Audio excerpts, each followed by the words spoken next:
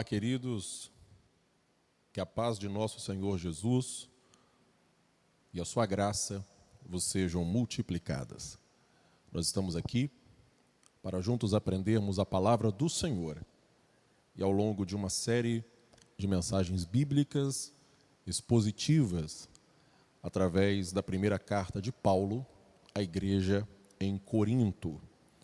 Hoje, nesta primeira mensagem que dá abertura a esta série, nós estaremos fazendo uma introdução sobre a história desta igreja, o nascimento dela, o tempo que Paulo ali passou, a localização desta igreja e, acima de tudo, sobre qual o propósito de Deus para esta igreja. A leitura bíblica que nós estaremos fazendo a exposição é a primeira carta de Paulo aos Coríntios, capítulo de número 1, do versículo de 1 ao 9. Eu não vou fazer a leitura, porque vamos expor todos os 9 versículos ao longo da exposição. Queridos irmãos, mantenha sua Bíblia aberta e redobre a sua atenção para mim, por favor. Quando nós estudamos a carta de Paulo aos Coríntios, nós nos deparamos com aquela que, sem dúvida, é a mais profunda e completa carta que Paulo escreveu no que tange à liturgia e ao testemunho do cristão na sociedade, no mundo em que ele está inserido. Estudar a carta de Paulo aos Coríntios é como colocar um espelho diante de nós, tendo em vista que muitos dos problemas, conflitos, dificuldades que existiam nesta igreja são recorrentes também no nosso tempo, nas nossas igrejas, na nossa geração. Tendo em vista que o tempo passou, mas o ser humano continua sendo o mesmo. O tempo passou, mas nós ainda temos as mesmas necessidades e precisamos da mesma graça que esta igreja precisava.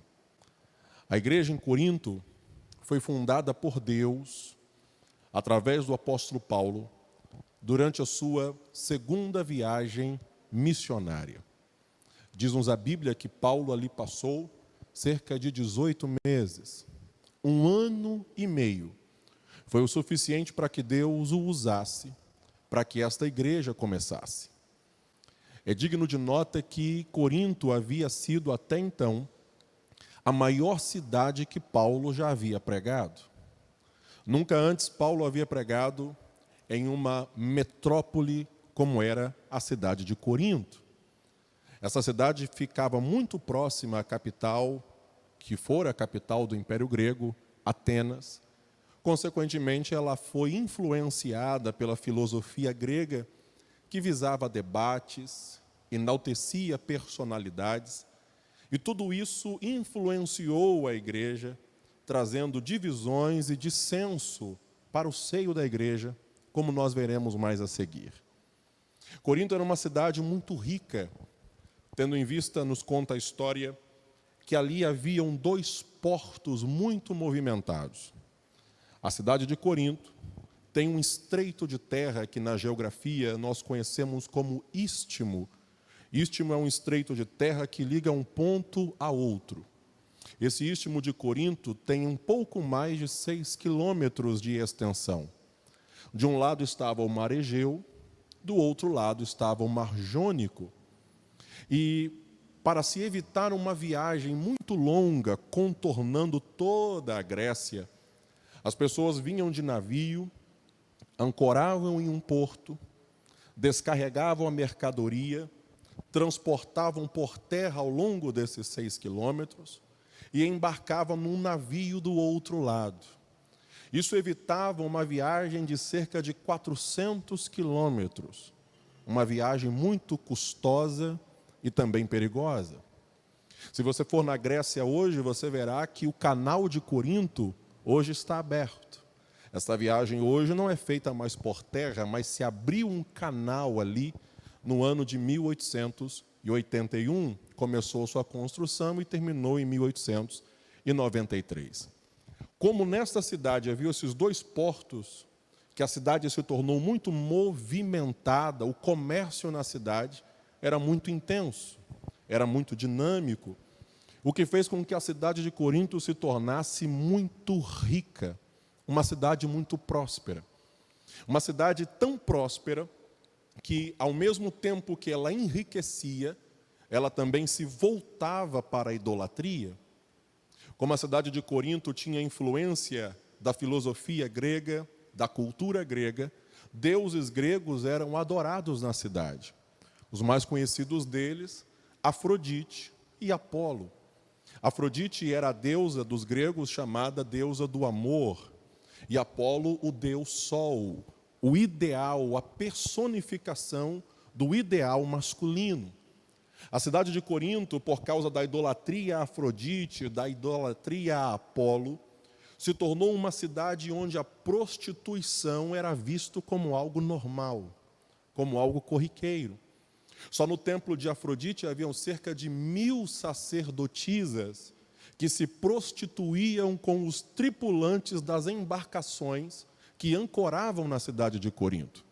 Cerca de 1000 mulheres serviam como sacerdotisas de Afrodite naquele templo. Os adoradores de Apolo geralmente aderiam a práticas homoafetivas. É nesta cidade que a igreja vai crescer, numa cidade onde a prostituição era normal, numa cidade onde o casamento era banalizado. Para se ter uma noção, a expressão viver como um Corinto era uma forma ofensiva de se dirigir a alguém nos dias de Paulo. E é neste lugar que o Espírito Santo leva Paulo para pregar. É por isso que ele vai dizer no capítulo 2, versículo 3, que quando lá ele esteve com grande temor e tremor, tendo em vista o desafio que era pregar numa cidade como Corinto. Mas se nós estamos estudando essa carta aqui hoje, é porque mesmo diante deste cenário, a igreja do Senhor não só nasceu, mas a igreja do Senhor também cresceu naquela cidade. A igreja do Senhor cresceu naquele lugar. Até porque não existem pessoas inalcançáveis para a graça de Deus. Não existem pessoas inalcançáveis ao Evangelho. Por mais fundo que esteja o ser humano, por mais fundo que esteja o homem, a graça de Deus tem poder de alcançá-lo. Nunca devemos olhar para ninguém e limitar a graça. Jamais devemos olhar para alguém e limitar o poder de Deus para salvar esta pessoa. Jamais devemos olhar para um lugar e acharmos que neste lugar o Evangelho não tem a capacidade de prosperar. Porque o Evangelho é o poder de Deus para a salvação de todo aquele que nele crê. Aleluia. Essa igreja que vai crescer neste ambiente, que vai crescer nesta cidade, é uma igreja que precisa ser forte, é uma igreja que precisa ser bem instruída, uma igreja que precisa ser bem doutrinada. Por isso se nasce a necessidade de se compreender as verdades do Evangelho. O apóstolo Paulo tinha o hábito de implantar igrejas, e uma vez que essas igrejas já estavam fortalecidas, ele instituía o presbitério, local da igreja, para que o presbitério cuidasse do rebanho, e partia para outro local para plantar outras igrejas, para dar continuidade ao crescimento e expansão do Evangelho. Porém, Paulo não abandonava as igrejas, as quais o Senhor o usou para que elas pudessem nascer. E este povo de Corinto vai procurá-lo diante dos conflitos que estão acontecendo na igreja, diante dos problemas que estão assolando aquela comunidade. Quando nós lemos a carta, nós vemos que Paulo escreveu 3 cartas à igreja em Corinto. E alguém pode pensar, mas pregador, nós temos 2 no cânon sagrado. Isto é verdade. Mas quando lemos a Bíblia, principalmente no capítulo 5, versículo 9, nós vemos Paulo dizendo que já havia escrito uma carta Carta essa que se perdeu ao longo da história. A que nós chamamos aqui de primeira carta de Paulo aos Coríntios, na verdade é a segunda. E a segunda carta, na realidade, é a terceira. Esta carta que nós temos aqui é Paulo escrevendo novamente a esta igreja. Porque ele soube pela família de Cloe dos problemas que haviam ali. Porque haviam enviado uma carta a ele com algumas dúvidas e algumas questões, como lemos no capítulo 7. E no capítulo 16 nós vemos que uma delegação da igreja procurou Paulo, que estava neste tempo na cidade de Éfeso. Razão pela qual o apóstolo vai escrever esta preciosidade que é esta carta. Ele a escreve ao lado de um irmão chamado Sóstenes, que ao que tudo indica era uma figura muito conhecida da igreja em Corinto, porque Paulo não faz questão de dizer muita coisa a respeito dele. O capítulo 1, versículo 1, começa assim: Paulo, chamado apóstolo de Jesus Cristo pela vontade de Deus, e o irmão Sóstenes. Razão pela qual dá-se a entender que Sóstenes era uma figura conhecida dos irmãos daquela localidade. Antes de Paulo tratar dos problemas da igreja, dos vários conflitos que nós estudaremos ao longo dessa exposição bíblica, de toda esta carta, primeiro Paulo vai falar sobre qual é o propósito desta igreja. Paulo vai lembrar aos coríntios a razão pela qual a igreja nasceu, a razão pela qual a igreja existe, qual é o fundamento e por que aquela igreja foi chamada. Até porque quem não entende o propósito não se deixa tratar. Paulo nunca vai conseguir tratar da igreja sem que a igreja entenda o propósito da sua existência, o propósito do seu nascimento, porque quem não entende o propósito de Deus na sua vida não se deixa tratar pelo Senhor. E alguém pode pensar assim: mas pastor, é uma igreja que tem tantos problemas? Sim. É uma igreja que tem tantos dilemas e tantas falhas? Sim. Mas mesmo assim existe um propósito de Deus para esta igreja. Porque Deus nunca levanta uma igreja sem propósitos. Deus nunca começa uma obra sem propósitos. Deus nunca levanta um povo sem propósito. A igreja do Senhor foi levantada como um instrumento de Deus para alcançar vidas, como um instrumento de Deus para abençoar pessoas. E é isso que Paulo vai trazer à memória dos irmãos. O capítulo 1, versículo 1, vai aparecer aí no telão e também na filmagem. Começa dizendo assim: Paulo, chamado apóstolo de Jesus Cristo, pela vontade de Deus, e o irmão Sóstenes. É curioso que Paulo ele já começa o seu discurso, a sua longa carta, defendendo o seu apostolado. Paulo ele já começa se identificando como apóstolo de Jesus, pois como nós veremos mais à frente, apesar de Paulo ter sido instrumento de Deus para fundar esta igreja, para começar esta igreja, para instruir os irmãos dessa igreja, nesta igreja, o ministério de Paulo estava sendo questionado.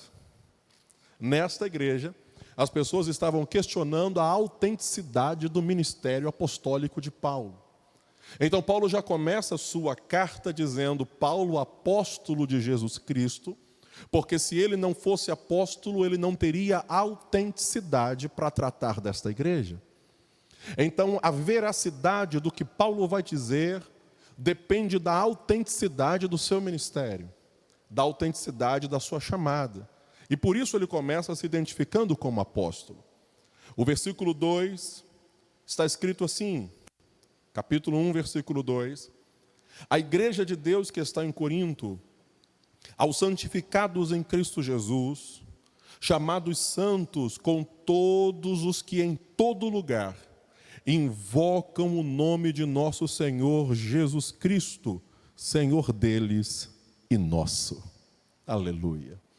É lindo que Paulo vai se dirigir a esta igreja, e ele está dizendo que o que ele vai escrever aqui diz respeito à igreja de Deus que está em Corinto, mas também a todos aqueles que invocam o nome do Senhor em todo lugar.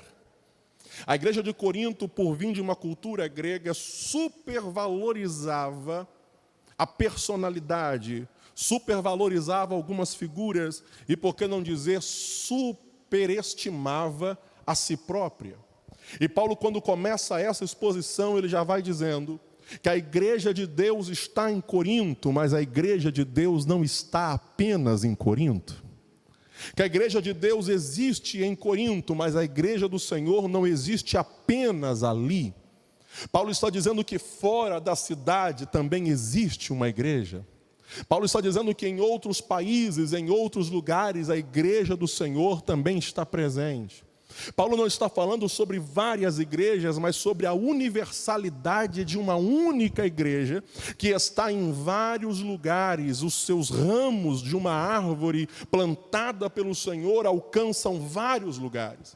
E Paulo está querendo nos mostrar aqui que é meninice espiritual supervalorizar uma placa ou um lugar.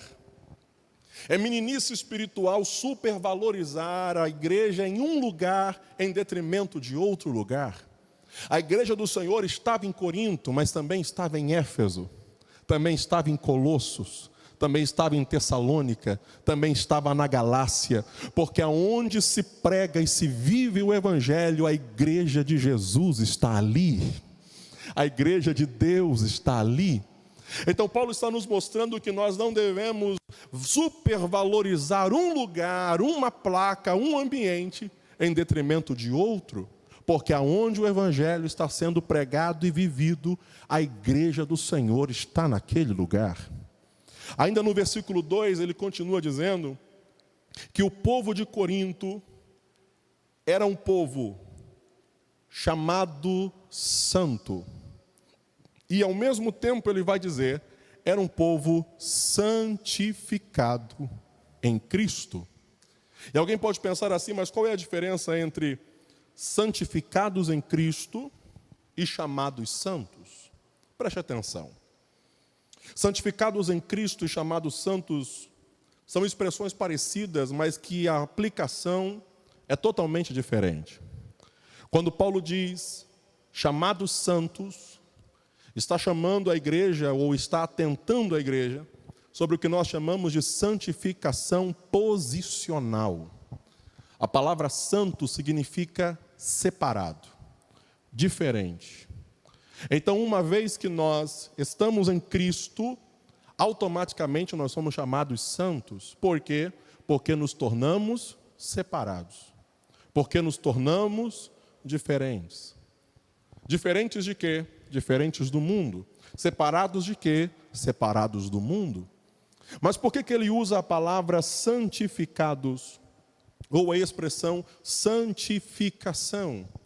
Para nos mostrar que por mais que a santidade exista na forma posicional, uma vez que estamos em Cristo, somos diferentes do mundo, mas a santificação é um processo que vai durar toda a nossa vida. Uma vez que nós estamos em Cristo, todos os dias nós precisamos nos santificar cada vez mais. Uma vez que nós estamos em Cristo, nós precisamos nos aprimorar cada vez mais. E aqui eu percebo a primeira lição que Paulo está dando a esta igreja. E o tema dessa exposição é o chamado de Deus à igreja. E a primeira coisa que Paulo vai dizer a este povo em Corinto é que Deus nos chamou à santidade. A primeira coisa que Paulo vai lembrar à igreja em Corinto é que Deus chamou a igreja para ser santa. Aleluia. Que Deus chamou a igreja para ser diferente. Que Deus chamou a igreja para ser separada. Eles viviam em Corinto, mas não eram de Corinto, eles eram de Deus. Nós vivemos aqui no nosso estado, no nosso país, mas nós não somos daqui, nós somos de Deus. Eu me lembro de uma frase do Dr. Martin Lloyd-Jones, quando ele diz assim: a igreja que se parece com o mundo não o transforma, e muito menos o atrai. A igreja que transforma e atrai o mundo é a igreja que invariavelmente é diferente dele e por isso o mundo se sente atraído por ela. Se nós não formos diferentes do mundo, o mundo jamais se sentirá atraído por nós como igreja. E o lindo desse texto é que no versículo 1 e 2 existe uma peculiaridade. Porque Paulo vai dizer no versículo 1 que ele foi chamado apóstolo. Mas no 2 ele vai dizer que a igreja foi chamada à santidade. Meu amigo pastor Braz, o que Paulo está nos ensinando aqui é que ministério é algo específico. Ele está dizendo, eu fui chamado ao apostolado. Eu fui chamado para plantar igrejas.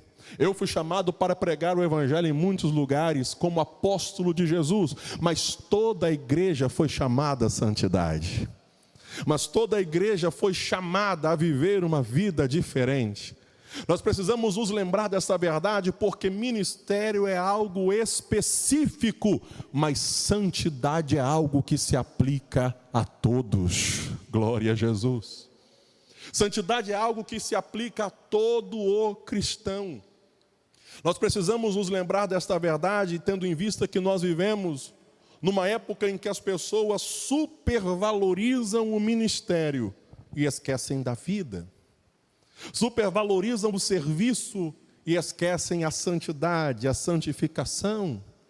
E eu vim vos lembrar nesta tarde que Deus está mais interessado naquilo que somos do que naquilo que nós estamos fazendo. Nem todos seremos apóstolos, nem todos seremos pastores, nem todos seremos obreiros, mas todos nós devemos ser santos. Santidade na vida de um cristão não é luxo, santidade na vida da igreja é necessidade. A palavra do Senhor não mudou e em toda a Bíblia 7 vezes está essa expressão que vos lembro nesta oportunidade: sede santos porque eu sou santo. Aleluia. É o que Paulo está dizendo a esta igreja, que a primeira chamada de Deus a nós é que Deus nos chamou para sermos santos. Ele continua a sua escrita à igreja, e ele vai dizer no versículo 3 assim: graça e paz da parte de Deus nosso Pai e do Senhor Jesus Cristo.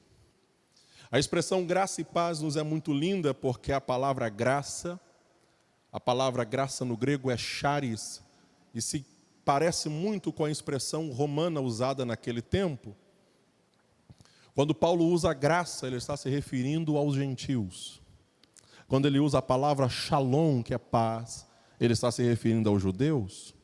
Então, quando Paulo diz graça e paz, ele está dizendo que o que ele vai dizer e a sua saudação se aplica tanto aos gentios, como também se aplica aos judeus. Toda a verdade que ele vai dizer se aplica aos dois públicos. O versículo 4 ele vai dizer assim: sempre dou graças ao meu Deus por vós, pela graça de Deus que vos foi dada em Jesus Cristo. O que eu acho lindo nesse texto de Paulo é que Paulo vai escrever a uma igreja que tem problemas. É que Paulo vai escrever a uma igreja que tem muitas coisas a serem tratadas, a serem resolvidas. Ao longo da exposição bíblica você verá que o povo em Corinto tinha problemas de ordem conjugal. Haviam demandas judiciais na igreja. Haviam divisões na igreja. Havia o mau uso dos dons espirituais na igreja. Mas Paulo não escreve a esta igreja reclamando. Paulo não escreve a esta igreja murmurando.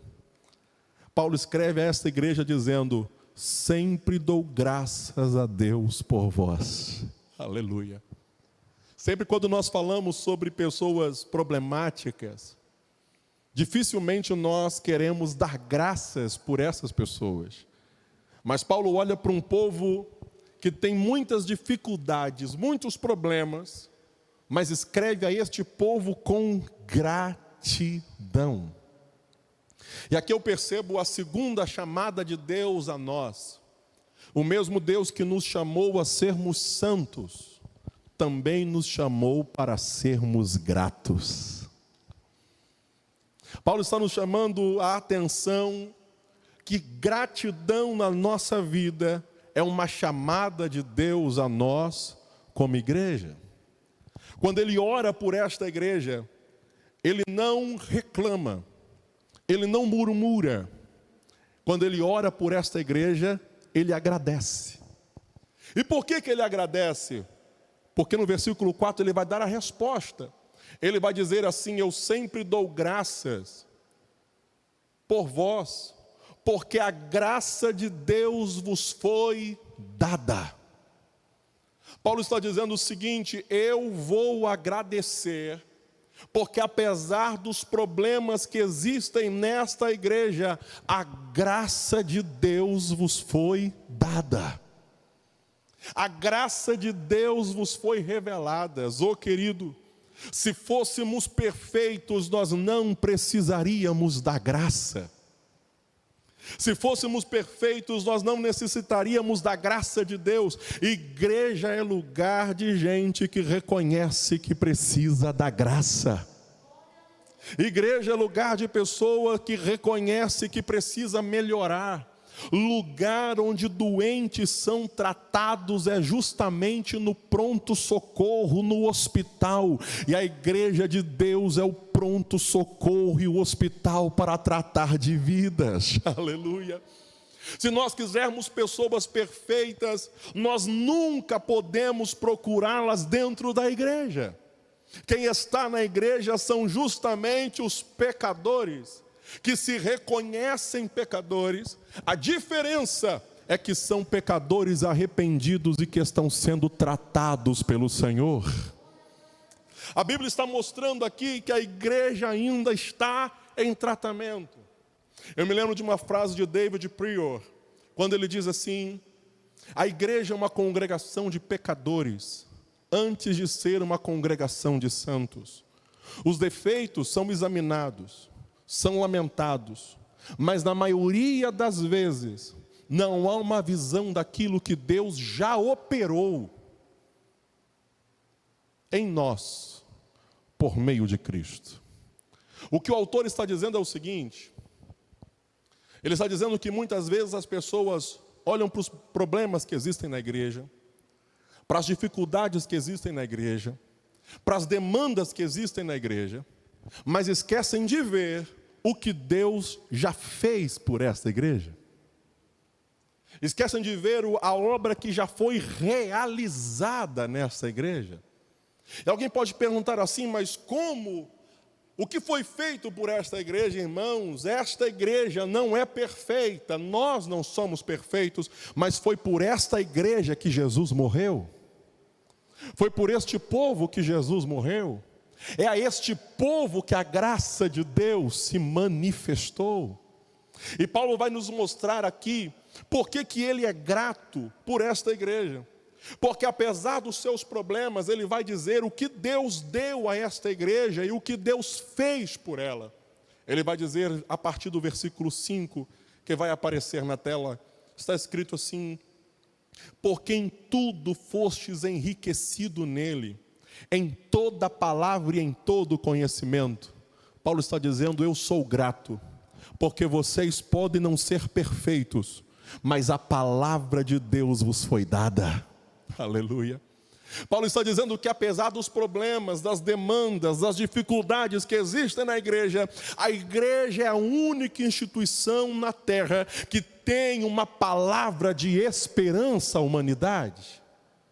Que a igreja é a única instituição na terra que tem uma palavra de paz ao mundo que está em crise. Que a igreja é a única instituição na terra que é capaz de dar uma direção ao mundo. Nós temos a palavra de esperança que o mundo precisa. Nós temos a palavra de Deus. Então Paulo está dizendo que ele é grato pela igreja, porque esta igreja tem a palavra de Deus. Mais do que isso, ele é grato pela igreja, versículo 6. E ele vai dizer o porquê. Ele vai dizer assim: não só a palavra vos foi dada, mas no 6 ele vai dizer: como foi mesmo o testemunho de Cristo confirmado em vós. Sabe o que Paulo está dizendo? Ele está dizendo o seguinte: eu sou grato, porque vocês podem não ser perfeitos ainda. Vocês podem não ter atingido o nível de maturidade ainda. Mas quando ele fala de testemunho, ele está dizendo: eu já vejo em vocês o resultado do Evangelho. Como assim, pregador? Ele está dizendo o seguinte: falta muito ainda para vocês crescerem. Falta muito ainda para vocês amadurecerem. Falta muito ainda para vocês melhorarem. Porém, muitos de vocês vieram da prostituição. Muitos de vocês vieram de práticas idólatras. Muitos de vocês vieram de vidas adúlteras. Muitos de vocês vieram de práticas do paganismo. Muitos de vocês viviam vidas tortas, vidas distorcidas, mas o Evangelho vos transformou. Aleluia. O que Paulo está dizendo é: falta muito, tem que amadurecer muito, tem que melhorar muito, mas Deus já está há muito tempo realizando uma obra em vocês. O que nós precisamos entender é que, por mais que a igreja ainda não seja o que muitas pessoas esperam, ainda não atinja o nível que muitas pessoas aguardam, e por que não dizer, ainda que nós muitas vezes não atinjamos aquilo que precisamos atingir como igreja, mas o testemunho do Evangelho é visto em nós, porque muitos dos que aqui estão vieram de vidas perdidas, vieram de vidas pregressas que a sociedade já havia descartado, vieram de famílias que estavam em migalhas, de lares que estavam deteriorados, mas a graça de Deus transformou e a pessoa aqui está. Ainda falta muito para melhorar, ainda falta muito para aperfeiçoar, mas Deus, aquele que começou a boa obra, vai concluí-la. Aquele que começou a boa obra vai aperfeiçoá-la. Bendito é o nome do Senhor. Então Paulo está dizendo: eu sou grato, porque a vocês foi dado a palavra. Eu sou grato porque vejo o testemunho do Evangelho em vocês. E no 7 ele vai dizer assim: de maneira que nenhum dom vos falta. Paulo vai dizer: eu sou grato, porque a vocês foi dada a palavra. Em vocês eu vejo o resultado da palavra, e em vocês existem os dons do Espírito Santo. Aleluia. É bem verdade que Paulo vai dizer mais à frente sobre o mau uso dos dons na igreja, mas o mau uso dos dons não anula a importância dos dons. Não é porque muitos irmãos ali não sabiam usá-los que os dons do Espírito Santo não são importantes ou não são fundamentais. Quando Paulo fala dos dons, ele está dizendo: essa igreja tem a palavra, essa igreja já experimentou o Evangelho transformando a vida deles, os tirando do mundo, e essa igreja foi capacitada pelo Espírito Santo para fazer a diferença. Então ele continua dizendo, versículo 7 ainda: não vos falta nenhum dom, esperando a manifestação de nosso Senhor Jesus Cristo. Aleluia. Paulo vai concluir dizendo: eu sou grato, porque a vocês foi dada a palavra. A vocês eu vejo o resultado da palavra. Em vocês estão os dons do Espírito Santo, e vocês têm uma esperança de vida eterna. Vocês têm esperança de que Jesus vem buscar o seu povo. Paulo está dizendo: eu não sou grato porque vocês são a maior igreja, eu não sou grato porque vocês são os mais ricos, eu não sou grato porque vocês são os mais sábios, eu não sou grato por nada de material que vocês possam possuir ou me dar. Eu sou grato porque em vocês existe a esperança de que Jesus Cristo vem buscar o seu povo. Então Paulo está dizendo que por causa disso, de tudo isso, não tem como olhar para a igreja com murmuração. Quando nós lembramos de tudo isso, nós olhamos para a igreja com gratidão. Falta muito a melhorar? falta. Muitas coisas têm que ser corrigidas? Tem. Mas nós devemos ser gratos por tudo aquilo que Deus já fez e já realizou em sua igreja. Ele continua dizendo, Deus nos chamou à santidade. Deus nos chamou à gratidão. E agora ele vai dizer no versículo 8 assim, o qual vos confirmará também até o fim, para serdes irrepreensíveis no dia de nosso Senhor Jesus Cristo.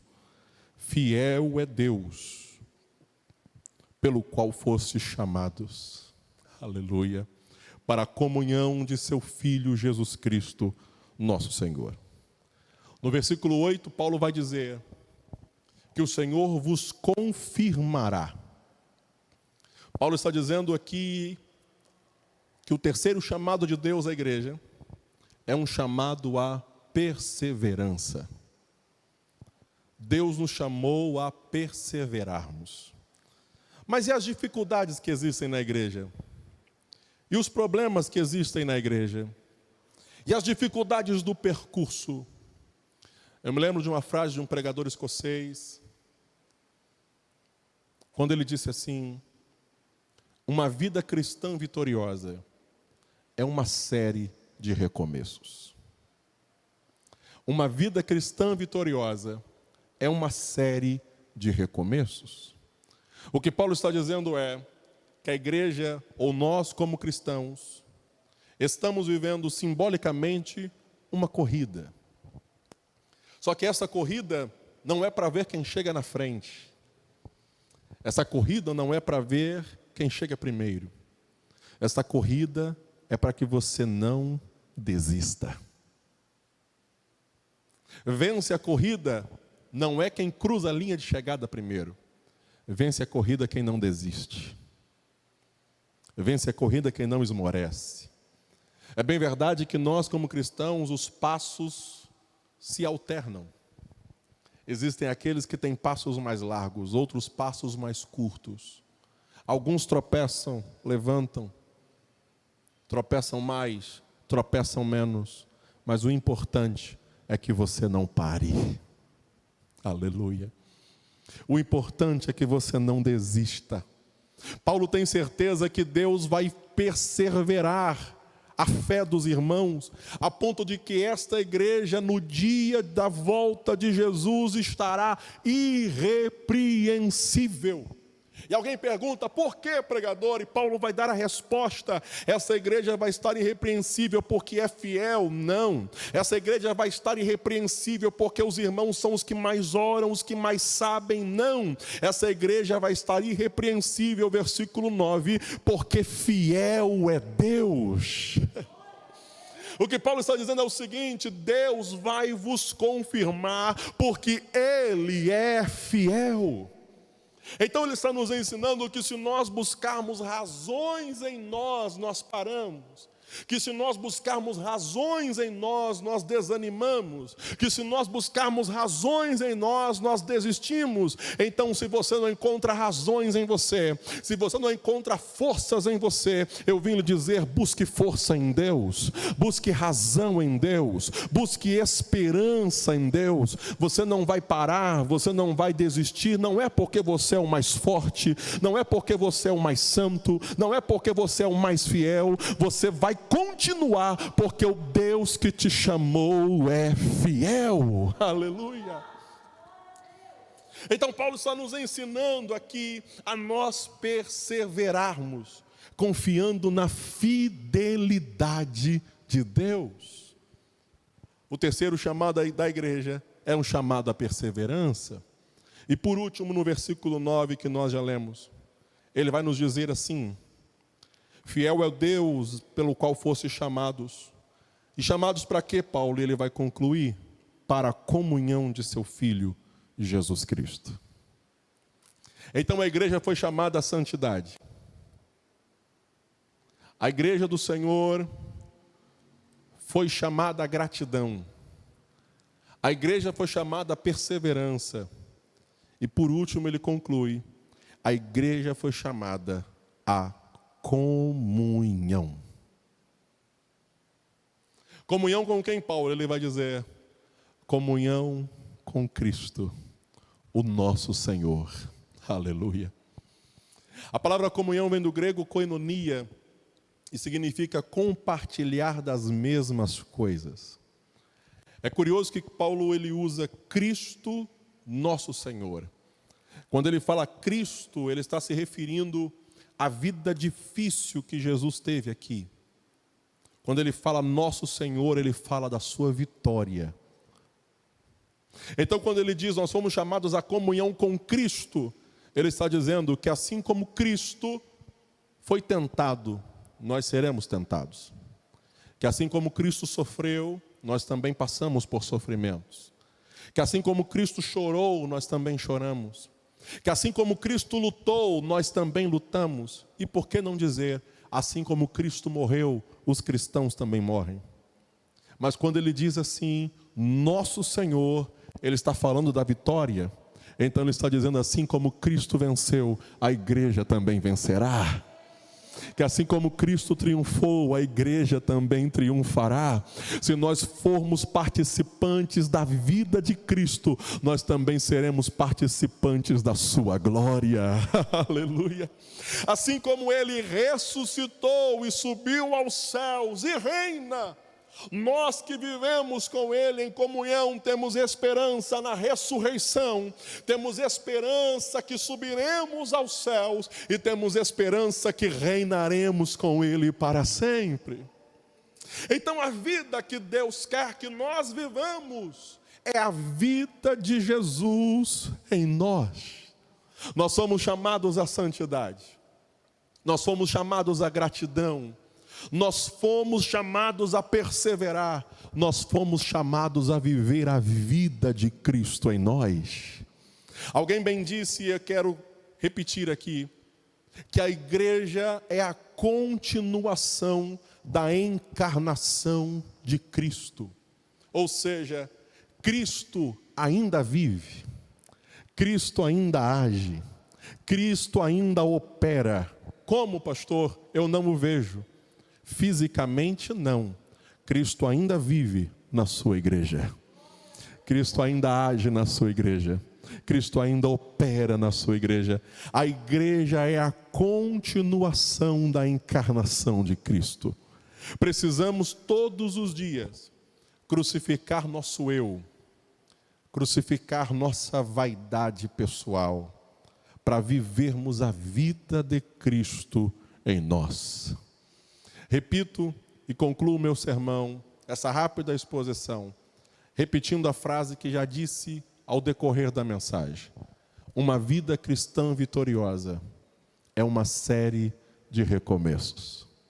Se por um acaso você está ouvindo essa mensagem e não tem vivido uma vida de santidade, de gratidão, de perseverança ou de comunhão, a palavra de Deus para você neste momento é: recomece, reinicie, dá tempo de se levantar, dá tempo de se erguer e de viver tudo aquilo que Deus tem preparado para a sua vida. Eu quero orar com você. Senhor, nós te louvamos, muito obrigado pela exposição da tua palavra, muito obrigado, Senhor, pelo início desta jornada ao longo da carta de Paulo aos Coríntios. Que esta palavra, Senhor, alcance inúmeras vidas que assistirão hoje, amanhã, daqui a um ano, daqui a alguns meses. Ó Senhor, que aonde esta mensagem chegar, vidas possam ser tocadas, transformadas, avivadas, e que o Teu Espírito possa agir conforme lhe apraz. Assim nós cremos e nós oramos em nome de Jesus. Que Deus em Cristo Jesus te abençoe.